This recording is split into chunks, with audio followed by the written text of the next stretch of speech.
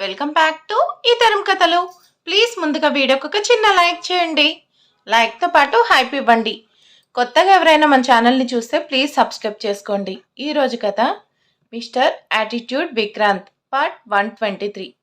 కథను రచించిన వారు అనురాధ గారు, వాయిస్ ఓవర్ శ్వేత. ఇక కథలోకి వెళ్ళిపోదాం. కుందన చాలా అప్సెట్ అయింది. తను చూసిన సౌరవ్ లాంటి అబ్బాయి తన వాళ్ళు ఎవరికీ కనిపించలేదు. అంతా ఆమె భ్రమలా ఉంది అనుకుంటున్నారు. కానీ ఈరోజు ఆమె సౌరవ్ లాంటి అబ్బాయిని ముట్టుకుంది, చెయ్యి పట్టుకుంది.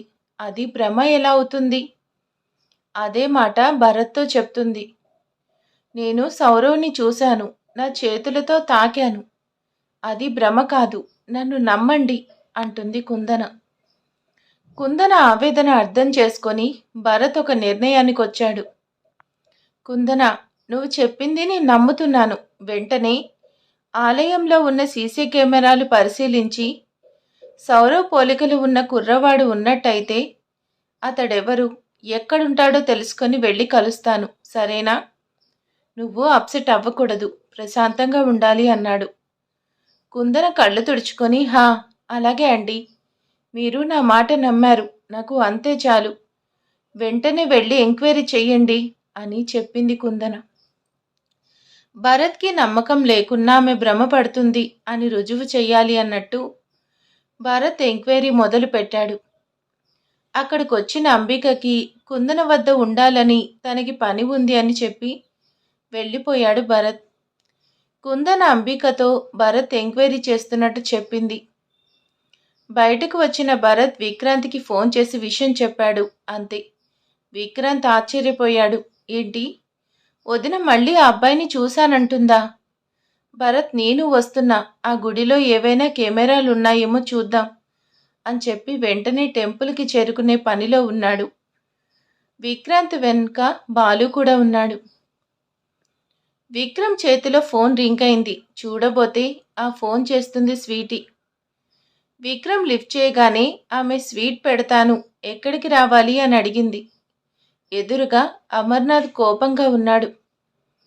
విక్రమ్కి ఏం మాట్లాడాలో అర్థం కాలేదు. అందుకే చిరాగ్గా ఫోన్ కట్ చేశాడు. అప్పుడు స్వీటీ, ఇదేంటి ఫోన్ కట్ అయింది, నెట్వర్క్ ప్రాబ్లం అయ్యుంటుంది అని మళ్ళీ చేసింది. విక్రమ్ ఉలిక్కిపడి, ఈ పొగరికి టైం సెన్స్ లేదు, ఎలాంటి టైంలో ఫోన్ చేస్తుందో, కాల్ కట్ చేస్తే అర్థం చేసుకోదా అని విసుక్కుంటూ ఆ ఫోన్ ఆగకుండా రింగ్ అవుతుంటే ఫోన్ లిఫ్ట్ చేసి ఏంటి అన్నాడు. అప్పుడు స్వీటీ, అదే నీకు స్వీట్ కావాలి అన్నావుగా, చెప్పు, ఎక్కడున్నావు, తెచ్చి పెడతా అని వినయంగా అడిగింది. అప్పుడు విక్రమ్, నోరు మూసుకొని ఫోన్ పెట్టు, నేను కాల్ కట్ చేస్తే అర్థం కాదా నీకు? ఏ, నువ్వు చేయగానే నేను మాట్లాడాలా? అంత పొగరేంటి నీకు? ఏ, వెయిట్ చేయలేవా? అసలు నీకు కొంచెం కూడా టైం సెన్స్ లేదు అని ఇంకా ఏదో అనాలని చూశాడు. అంతలోనే అవతలి నుండి ఫోన్ కట్ చేసేసింది స్వీటీ. అప్పుడు విక్రమ్, పొగరు, మాట్లాడుతుంటే ఫోన్ కట్ చేసేసింది, తర్వాత చెప్తా నీ సంగతి అనుకున్నాడు. అమర్నాథ్, విక్రమ్, ఏంటిది అంతా, నువ్వెందుకు హైదరాబాద్ వచ్చావు? ఇక్కడ బ్రాంచ్పై నువ్వు ఇంట్రెస్ట్ చూపిస్తున్నావని మీ నాన్నగారికి తెలిస్తే ఎలా? విక్రమ్ చేతిలో ఫోన్ పాకెట్లో పెట్టుకొని, ఇప్పుడేమైందని అంకుల్ మీరింత సీరియస్ అవుతున్నారు? గడిచిన ఇన్నేళ్లలో ఒక సక్సెస్ కూడా అందుకొని Waheeda industry branch first time contract సాధించింది. ఇదే మంచి విషయం కదా. అంతేకాదు, ఇక్కడ 2 గుంట నక్కలు చాలా ఫ్రాడ్ చేశాయి. అన్నిటికీ వడ్డీ వేసి వసూలు చెయ్యంది విక్రమ్ నిద్రపోడు. అప్పుడు అమర్నాథ్, అదంతా ఏమి వద్దు విక్రమ్, ఈ బ్రాంచ్ జోలికి నువ్వు పోకూడదు. మీ నాన్నగారికి నువ్వు ఇక్కడికి వచ్చినట్టు తెలియడం మంచిది కాదు, అర్థం చేసుకో. నువ్వు ఇక్కడికి వచ్చావని, కాంట్రాక్ట్ తెచ్చావని తెలిసి వెంటనే ఇక్కడికి చేరుకున్నాను నేను. నువ్వు ఆ చంద్రశేఖర్ జనార్దన్ జోలికి వెళ్లకుండా ఉండడమే మంచిది. మీ నాన్నగారి హెల్త్ బాలేదు. ఇప్పుడు వాళ్ళని కదిలిస్తే వాళ్ళు మహిదర్ గారిని డిస్టర్బ్ చేస్తారు. ఇన్నేళ్లలో వాళ్ళని ఎప్పుడూ ఏమీ అనకుండా ఒక బ్రాంచ్ నాశనం అవుతున్నా చూస్తూ ఊరుకున్నారంటే బలమైన కారణం ఏదో ఉండే ఉంటుంది. అది మనతో చెప్పలేనిదై ఉంటుంది. అర్థం చేసుకొని నువ్వు నాతో వచ్చేయి అన్నాడు. అప్పుడు ధన కంగారుగా అమర్నాథ్ వైపు చూసి, సార్, మీరిలా మాట్లాడడం ఏమీ బాలేదు. విక్రమ్ సార్ ఈ కాంట్రాక్ట్ కోసం చాలా శ్రమపడ్డారు. కళ్ళ ముందు నేరగాళ్ళు కనిపిస్తున్నారు. వాస్తవం ఏంటో తెలియకుండా దాస్తుంటే ప్రశ్నించే అవకాశం లేదు. మొదలుపెట్టిన కార్యం మధ్యలో ఆపి మీతో రమ్మని అంటే ఇంకెప్పటికీ నిజం బయటికి రాదు. అసలంతా మిస్టరీగా ఉంది. అప్పుడు అమర్నాథ్, నోరు మొయ్, ఇదంతా నీ వల్లే వచ్చింది. నువ్వు విక్రమ్ని ఎంకరేజ్ చేస్తున్నావు. వాస్తవం తెలియాలంట. గతం తవ్వితే ముందుగా బాధపడేది మహిదర్ గారు. ఆయన ఆరోగ్యం బాలేదని తెలుసుగా. చావంచుల దాకా వెళ్ళొచ్చారు అని తెలుసుగా. ప్రస్తుతం ఆయన ఇంటికే పరిమితమయ్యారు. ఇక్కడ గందరగోళం మొదలైతే వాళ్ళు ఖచ్చితంగా ఆయన్ని డిస్టర్బ్ చేస్తారు. అది నాకు ఇష్టం లేదు. అందుకే ఇదేం వద్దు అంటున్నా. అప్పుడు విక్రమ్, నో అంకుల్, నేనైతే వెనకడుగు వెయ్యాలి అనుకోవడం లేదు. నిజం తెలియాలి. అలాగే ఆ ఇరువురికి శిక్ష పడాలి. మీరేం టెన్షన్ పడకండి. ఒక నెల రోజులు డాడ్ ఎవరిని కాంటాక్ట్ అవ్వరు. ఆయనకి ఇక్కడి వాళ్ళు ఎలాంటి సమాచారం ఇవ్వలేరు. డాడ్ వద్ద ఫోన్ ఉండదు. ఉన్న ఫోన్ నెంబర్ బయట ఎవరికీ తెలీదు. నేను చూసుకుంటాను అన్నాడు. అమర్నాథ్ కంగారుగా, అది కాదు విక్రమ్ అన్నాడు. విక్రమ్ సూటిగా చెప్పాడు, ఇనాఫ్ అంకుల్, ప్లీజ్, ఇంక చాలు. ఇప్పటికే ఆలస్యమైంది. నేను అడుగు ముందుకు వేశాను. మరి వెనక్కి తగ్గేది లేదు. చూస్తాను వీళ్ళేం చేస్తారో. నాన్నగారిని ఎవరు కలిసే అవకాశం ఇవ్వను. అక్కడ ఉన్న హరిని అంతా మేనేజ్ చేస్తుంది. నన్ను నమ్మండి. అసలు విషయం బయటపడాలి. డాడ్ చెప్పకపోయినా మరోవైపు నుండైనా నాకు నిజం తెలియాలి, అంతే అన్నాడు విక్రమ్. అమర్నాథ్ నిట్టూర్చి, సరే విక్రమ్, నేనెంత చెప్పినా నీ పంత నీదేగా. సరే, నేను కూడా నా వంతు ప్రయత్నం చేస్తాను. మహిదర్ గారికి ఇక్కడ విషయాలు తెలియకుండా జాగ్రత్త పడతాను. బట్ ఒక్క షరతు, నీకు హాని కలుగుతుంది. నువ్వు ప్రమాదంలో పడే అవకాశం ఉందని నాకు అనిపిస్తే, సమస్యలో నువ్వున్నావని నాకు ఏమైనా తెలిస్తే నేనే స్వయంగా మీ నాన్నగారితో ఇక్కడ విషయం చెప్పేస్తాను. నువ్వు ముంబైలో కాదు, హైదరాబాద్లో ఉన్నావని. చేస్తున్న ప్రయత్నం అంతా చెప్పేస్తాను. నా బాస్ అలాగే నా స్నేహితుడి కొడుకుని తెలిసి ప్రమాదంలో పడేయలేను అంటాడు అమర్నాథ్. థ్యాంక్స్ అంకుల్, మీరు అర్థం చేసుకొని నాకు హెల్ప్ చేయడానికి ఒప్పుకున్నారు. ఇంకా చూడండి ఈ ఆట ఎలా ఆడతానో. చంద్రశేఖర్ జనార్దన్ డాడ్కి విషయం చెప్పాలి అని చూస్తారు. అందుకే నేను వాళ్ళని బెదిరించి ఉద్యోగం నుండి తొలగించినా సైలెంట్గా బయటకు వెళ్ళిపోయారని చెప్పి ఆయన ముందే హరిణికి కాల్ చేశాడు. హరిణి ఫోన్ లిఫ్ట్ చేసి, విక్రమ్ చెప్పు అంది. విక్రమ్ ఆమెతో విషయం అంతా చెప్పాడు. డాడ్ వద్ద మొబైల్ అలాగే ఎలాంటి కాంటాక్ట్స్ ఉండకూడదు. బయట వాళ్ళు ఎవరూ డాడ్ని కలవకుండా చూడు. వెంటనే ఫోన్ మార్చు. ఇదంతా ఎందుకు అంటే డాక్టర్ గారు చెప్పారని ఒప్పించు. అక్కడ విషయాలు ఎప్పటికప్పుడు నాకు చెప్పు అని అడిగాడు. హరిణి ఎందుకు ఇదంతా అని అడిగింది. విక్రమ్ అక్క దగ్గర ఏమీ దాచలేదు. విషయం అంతా చెప్పి నెల రోజులు ఇక్కడ అన్నీ సరిచేసి అని ఆమెను ప్రిపేర్ చేశాడు. అప్పుడు అమర్నాథ్ విక్రమ్కి జాగ్రత్తలు చెప్పి తన వంతు సహాయం చేస్తానని చెప్పి వెళ్ళిపోయాడు. విక్రమ్ ఆదిత్య చేయాల్సిన పనులకు ఆటంకం రాకుండా అన్ని ఏర్పాట్లు పూర్తయ్యాయి. ప్రస్తుతం అతడు గెస్ట్ హౌస్లో ఉన్నాడు. కానీ అతడి మైండ్లో కొన్ని ఆలోచనలు తిరుగుతున్నాయి. గుడిలో ఒక ఆడమనిషి కలిసింది. ఆవిడ తనని సౌరవ్ అంటూ ప్రేమగా పిలిచింది. ఎన్నో ఏళ్ల పరిచయం ఉన్నట్టు చాలా కాలం తర్వాత తనని చూసినట్టు ఎంతో ఆతృతగా నన్ను తడుముతూ కంగారు పడి నన్నెవరికో చూపించాలని ట్రై చేసింది. అసలు ఆమెవరు? ఎందుకు నన్ను సౌరవ్ అంటుంది? నేను ఈ పేరు ఎక్కడో విన్నాను అని ఆలోచిస్తూ కూర్చుంటే ధనా వచ్చి, బాస్, ఆఫీస్కి వెళ్దామా అన్నాడు. అప్పుడు విక్రమ్, సరే వెళ్ళాలి, అక్కడ చాలా వర్క్ ఉందనుకొని ఆఫీస్కి స్టార్ట్ అయ్యాడు. అక్కడ వర్క్లో పడి స్వీటీ విషయం మర్చిపోయాడు విక్రమ్. కానీ ఆ సౌరవ్ అనే పేరు ఆ ఆడమనిషిని మర్చిపోలేదు. ఎక్కడ విన్నాను. సౌరవ్ సౌరవ్ సౌరవ్ అని పదే పదే ఆ పేరే గుర్తు చేసుకుంటూ ఒక్క క్షణం ఏదో గుర్తొచ్చినట్టు తుల్లిపడ్డాడు. సౌరవ్ పేరుగల వ్యక్తి స్వీటీకి బావవుతాడు. వాడు తులసి ప్రకాష్ ఇండస్ట్రీ వారసుడు. ఈ పెద్దావిడ స్వీటీ ఉన్న గుడిలో ఉంది. ఒకవేళ ఈవిడ స్వీటీ బంధువా? ఆ సౌరవ్కి మదరా? నేను అనుకుంటున్న సౌరవ్, ఈవిడ అంటున్న సౌరవ్ ఒక్కటేనా? అలా అయితే వాళ్ళ అబ్బాయికి బదులు ఆవిడ నన్నెందుకు సౌరవ్ అంటుంది? అంత ఆనందం, సర్ప్రైజ్ ఎందుకు ఫీల్ అవుతుంది? ఇందులో ఇంకేదో మిస్టరీ ఉంది. స్వీటీ వాళ్ళ బావ సౌరవ్ కావచ్చు, కానీ ఈవిడ అనుకుంటున్న సౌరవ్, ఆ సౌరవ్ ఒక్కరు కాకపోవచ్చు. అబ్బా, ఏంటిది? అంత తలనొప్పి వస్తుంది. ఒకసారి ఈ పొగరికి ఫోన్ చేసి నీ బావ ఎలా ఉంటాడు, ఎక్కడుంటాడు, వాడి మదర్ ఫోటో చూపించని అడుగుతాను. అలాగే నేను మాట్లాడుతుంటే ఫోన్ ఎందుకు కట్ చేసింది అడిగి తేల్చుకుంటాను అని స్వీటీకి ఫోన్ చేశాడు విక్రమ్. ఆ ఫోన్ చాలాసేపు రింగ్ అయింది, కానీ స్వీటీ లిఫ్ట్ చేయలేదు. విక్రమ్ చిరాకు పడుతూ మళ్ళీ ఫోన్ చేశాడు. 2 రింగులకే ఫోన్ కట్ చేసేసింది. అంతే. మెంటల్ ఫెలో, మెంటల్ పెరిగింది. వస్తున్న కోపం కంట్రోల్ చేసుకుంటూ మళ్ళీ ఫోన్ చేశాడు. స్వీటీ కోపంగా లిఫ్ట్ చేసి నోరు మూసుకొని ఫోన్ పెట్టు. నన్ను నోరు ముయ్యి అన్నావుగా. నీకు సెన్స్ లేదా? నాకు సెన్స్ లేదు అన్నావుగా. మరి నువ్వే ఎందుకు ఫోన్ చేస్తున్నావు?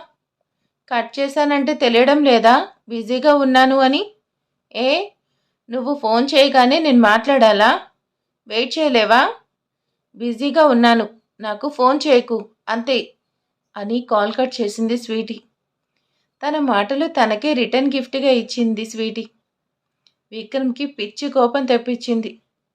అతడు చాలా సీరియస్గా వాట్ ద హెల్ అని ఆవేశంగా మరో కాల్ చేయబోయాడు. అంతలో ఆఫీస్ స్టాఫ్ కొన్ని ఫైల్స్ రెడీ చేసి తెచ్చారు. విక్రమ్ పని మీద దృష్టి పెట్టక తప్పలేదు.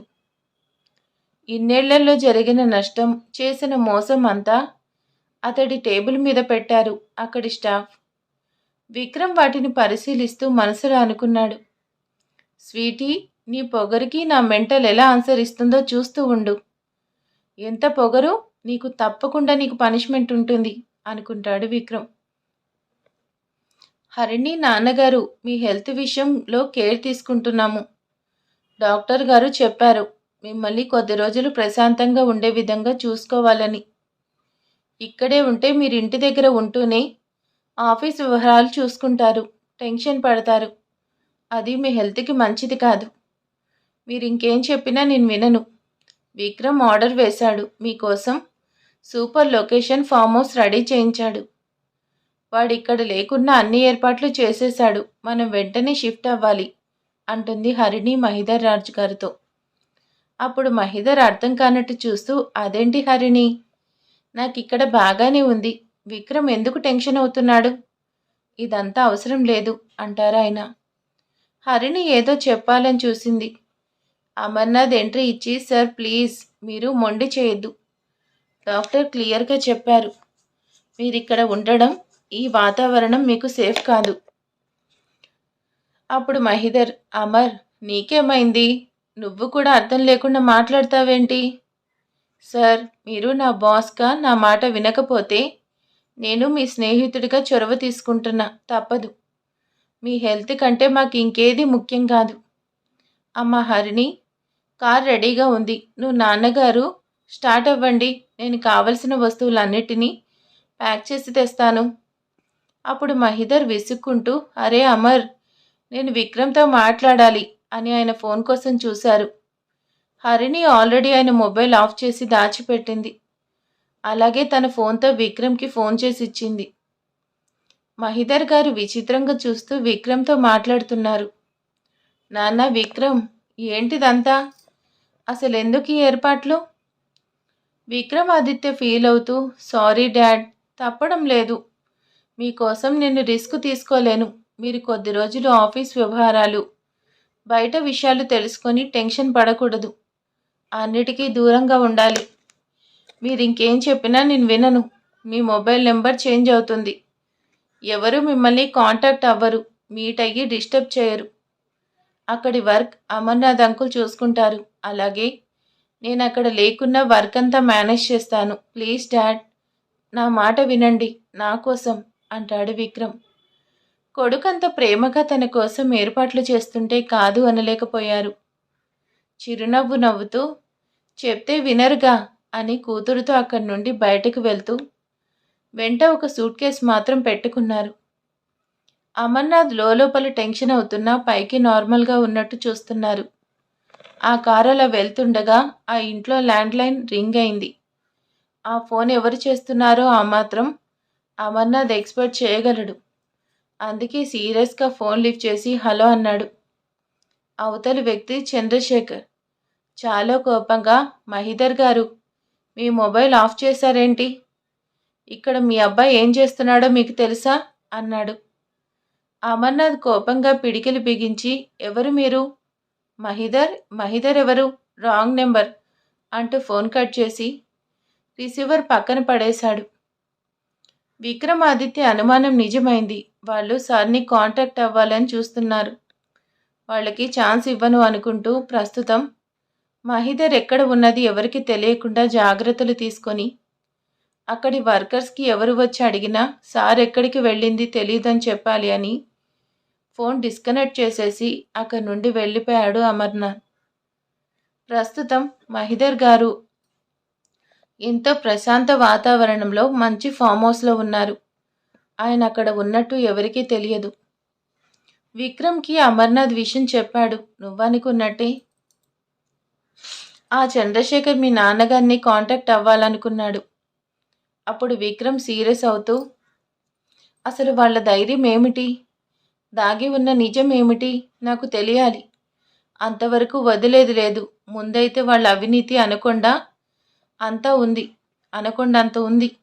అంతా లీగల్గా తీసుకుంటున్నా. వెంటనే ఐటీ దాడి చేయిస్తున్నా. కంపెనీలో ఫ్రాడ్ జరిగిందని కేసు వేస్తున్నా. వాళ్ళు అరెస్ట్ అవ్వాలి. డాడ్ దొరక్క వీళ్ళ ఆటలు సాగలేదు అని, వీళ్ళు ఇరుక్కున్నారని తెలుసుకొని నన్ను కాంటాక్ట్ అవ్వాలి. నాకు అసలు విషయం చెప్పాలి. అలాగే తిన్నదంతా కక్కించాలి. అప్పుడు అమర్నాథ్, విక్రమ్ నువ్వు మొండి. ధైర్యంగా ఇదంతా చేస్తున్నావు. మీ నాన్నగారికి తెలిస్తే బాధపడతారేమో అనిపిస్తుంది. లేదంకుల్, నిజం బయటికి రావాలంటే బాధ తప్పదు. ఆయన బాధపడకముందే నేను క్షమాపణ చెప్తాను. మీరు ఆఫీస్ సంగతి చూడండి, నేను ఇక్కడ సంగతి చూస్తాను. అవతలి వ్యక్తి సరే అని కాల్ కట్ చేశాడు. విక్రమ్ తాను అనుకున్నట్టే అన్ని ఏర్పాట్లు చేసుకుంటూ ధనాతో కొన్ని విషయాలు చెప్పి ఎవరెవరితోనూ సీరియస్ డిస్కషన్ చేస్తూ ఇన్నేళ్లు కంపెనీకి నష్టం తెచ్చి వాళ్ళు మాత్రం లాభపడిన ఇద్దరిని అరెస్ట్ చేయించి లీగల్గా బయటకు రాకుండా లాక్ చేశాడు. చంద్రశేఖర్, జనార్దన్ షాక్లో ఉన్నారు. లెక్కలు తేలే వరకు ఆస్తులన్నిటినీ సీజ్ చేసింది ఐటీ డిపార్ట్మెంట్. బయటకు రాకుండా బెయిల్పై వచ్చే అవకాశం ఇప్పట్లో లేకుండా చేశాడు విక్రమ్. రాత్రి 11 వరకు అతడికి తీరిక లేకుండా పోయింది. చెయ్యాలి అనుకున్న పనులు చేసుకుంటూ ఉన్నాడు. సడన్గా అతడి ముందుకు కాఫీ వచ్చింది. ఉదయం నుండి విక్రమ్కి తీరిక లేదు. గుడిలో స్వీటీ చేత్తో పెట్టిన పులిహోర తిన్నాడు. ఆ తర్వాత ఏమీ తినలేదు. అందుకే రాత్రి 10 కాఫీ కప్ పుచ్చుకొని ఒక సిప్ చేసి ఆ కాఫీ స్వీట్ టేస్ట్ చూసి, నాకు ఈ స్వీట్ వద్దు, ఆ పొగరు చేసిన స్వీట్ కావాలి, ఎలా పెట్టదో నేను చూస్తా అనుకుంటూ ధనాతో ఏమీ చెప్పకుండా ఒంటరిగా కారు వేసుకుని వెళ్ళిపోయాడు. ధన అర్థం కానట్టు చూస్తూ, ఈయన ఇంత అర్జెంటుగా ఎక్కడికి వెళ్తున్నారు? అరెస్ట్ అయిన వాళ్ళని వారం రోజుల తర్వాత కలుస్తాను అన్నారుగా. పోలీసుల సపోర్ట్ కూడా ఈయనకే ఉంది అంటే స్వీటీ వద్దకు వెళ్తున్నారా అనుకుంటాడు. స్వీటీ చాలా అప్సెట్ అయింది. ఎంతో కష్టపడి చేసిన స్వీట్ విక్రమ్ తినలేదు. తన చెయ్యి కాల్చుకొని మరీ వండింది. అతడు కోపంగా అరిచి ఫోన్ పెట్టేసి తిరిగి చేస్తే తనకి కోపం వచ్చింది. అందుకే అలా మాట్లాడింది. కానీ విక్రమ్ మళ్ళీ ఫోన్ చేస్తాడు. ఎలా అయినా గొడవ పడి తను చేసిన స్వీట్ తింటాడని ఎదురు చూస్తూ ఎంతకీ విక్రమ్ ఫోన్ చేయకపోతే విసుకొని అలాగే నిద్రపోయింది స్వీటీ. ఆమె నిద్రాభంగం చేస్తూ చాలాసేపటి తర్వాత ఫోన్ రింగ్ అయింది. అంతే. స్వీటీ ఉలిక్కిపడి కళ్ళు తెరిచింది. మరి ఆ తర్వాత ఏం జరగబోతుంది? గుడిలో ఎంక్వైరీ చేయడానికి విక్రాంత్ వెళ్ళాడు కదా! మరి అక్కడ ఏం జరగబోతుంది? స్వీటీ విక్రమ్‌ని కలుస్తుందా అనేది నెక్స్ట్ ఎపిసోడ్‌లో తెలుసుకుందాం. Thank you for watching.